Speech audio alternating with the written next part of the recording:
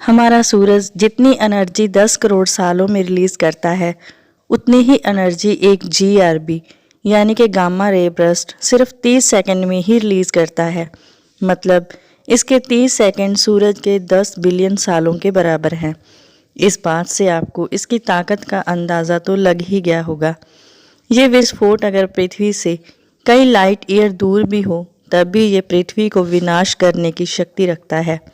और कुछ इसी तरह की गामा रे बर्स्ट विस्फोट आज से 50 करोड़ साल बाद ज़रूर होगा, जिस वजह से हमारी पृथ्वी से इंसानी सभ्यता का नामो निशान मिट जाएगा।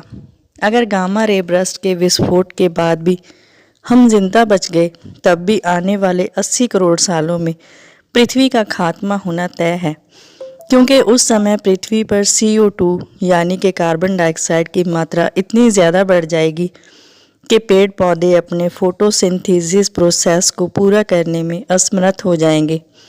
और इसी फोटोसिंथेसिस प्रोसेस से ही पेड़ पौधे ऑक्सीजन उत्पन्न करते हैं। और अगर इस प्रोसेस को पूरा ना होने की वजह से पृथ्वी पर ऑक्सीजन ना रही, तो हम इंसान भी जिंदा नहीं रह सकेंगे। तो उस समय अंतरिक्ष से पृथ्वी को देखने पर यह प्लैनेट पहचानने लायक नहीं रहेगा। इस समय तक सूरज की रोशनी इतनी तेज़ हो जाएगी कि पृथ्वी का औसतन तापमान 47 डिग्री सेंटीग्रेड तक पहुंच जाएगा। पृथ्वी पर मौजूद महासागरों का पानी इतने ज़्यादा तापमान की वजह से भाप में कन्वर्ट हो जाएगा और पृथ्वी पर बचा खुचा पानी नीचे साउथ पोल की तरफ चला जाएगा। यहाँ पर आज के समय में अंटार्कटिका मौजूद है।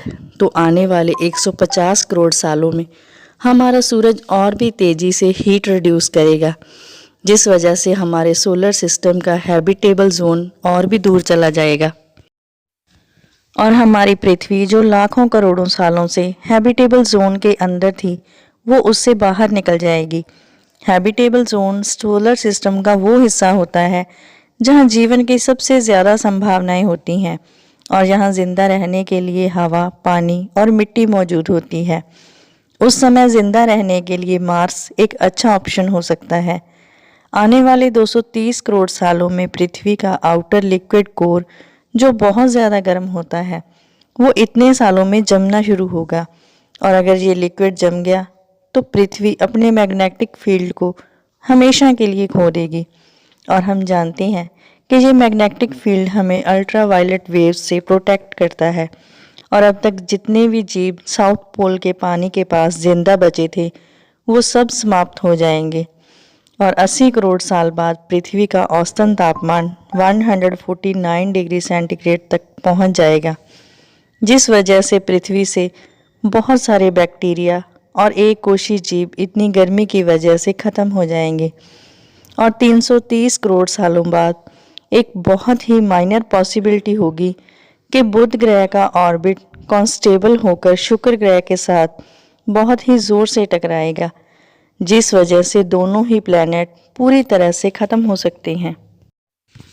350 करोड़ साल बाद सूरज की रोशनी की इंटेंसिटी आज के समय से 40% ज़्यादा हो जाएगी और तब हमारी पृथ्वी भयानक रूप ले चुकी होगी। देखने में ऐसी हो जाएगी जैसे आज के समय में शुक्र ग्रह दिखाई देता है। उस समय पृथ्वी का टेम्परेचर 1330 डिग्री सेंटीग्रेड तक पहुंच जाएगा। ये तापमान किसी भी पत्थर को पिघलाने के लिए काफ़ी होता है। और 400 करोड़ साल बाद हमारी पूरी गैलेक्सी का नक्शा ही बदल जाएगा। उस समय हमारी गैलेक्सी से बहुत ही दूर मौजूद गैलेक्सी टकराएगी, जिससे मिल्क ड्रोमेडा गैलेक्सी बन जाएगी। उस समय मिल्क ड्रोमेडा गैलेक्सी के किसी भी प्लैनेट से आसमान का नज़ारा कुछ इस तरह का होगा। आसमान को देखकर ऐसा लगेगा मानो लाखों करोड़ों तारे हमारे बिल्कुल पास ही मौजूद हैं। 500 करोड़ साल बाद सूरज अपने कोर में मौजूद हाइड्रोजन ईंधन को ख़त्म कर चुका होगा और सूरज धीरे धीरे रेड जॉइंट फेज की शुरुआत करने लगेगा। 760 करोड़ सालों बाद हमारा सूरज आज के मुकाबले 256 गुना ज़्यादा बड़ा हो जाएगा। इस समय चांद और पृथ्वी के आपस में टकराने की बहुत ज़्यादा संभावना हो जाएगी। आज से 790 करोड़ साल बाद सूरज इतना बड़ा हो जाएगा कि ये अपने नज़दीक के प्लैनेट्स बुध, शुक्र और पृथ्वी को अपने अंदर समेटता चला जाएगा। और साइंटिस्टों के कैलकुलेशंस के मुताबिक उस समय शनि ग्रह का चांद टाइटन हम इंसानों के रहने के लायक हो जाएगा। इसके आगे 800 करोड़ सालों बाद भविष्य में कुछ ऐसा होगा जिसके बारे में किसी ने नहीं सोचा होगा। इस समय तक सूरज बड़ा होने की बजाय बहुत छोटा होकर एक वाइट द्वार्फ स्टार बन जाएगा, जिसका आकार आज के प्रेजेंट सूरज का सिर्फ 54% ही होगा, जो लगभग आज के सन का आधा ही होगा।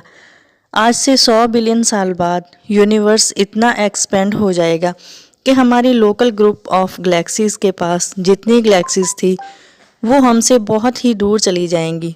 ये दूरी इतनी ज़्यादा होगी कि हम दुनिया के किसी भी एडवांस डिवाइस से उन्हें देख नहीं पाएंगे।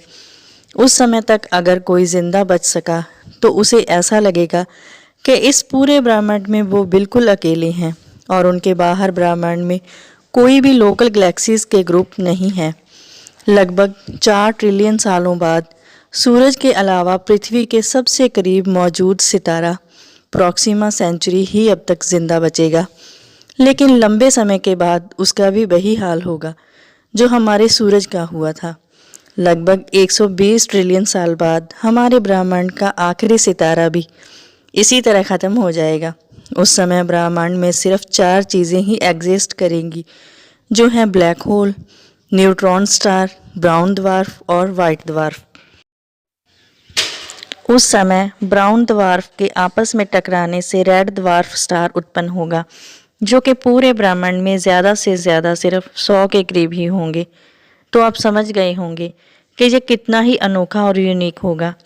120 ट्रिलियन साल बहुत ज़्यादा समय होता है और इतना समय काफ़ी है इस अनंत ब्रह्मांड को एक्सप्लोर करने के लिए। और इसी के साथ साथ ब्रह्मांड के आखिरी सितारे की रोशनी भी हमेशा के लिए बंद हो जाएगी। और फिर इसके आगे क्या होगा, इसके बारे में अभी तक कोई नहीं बता सकता।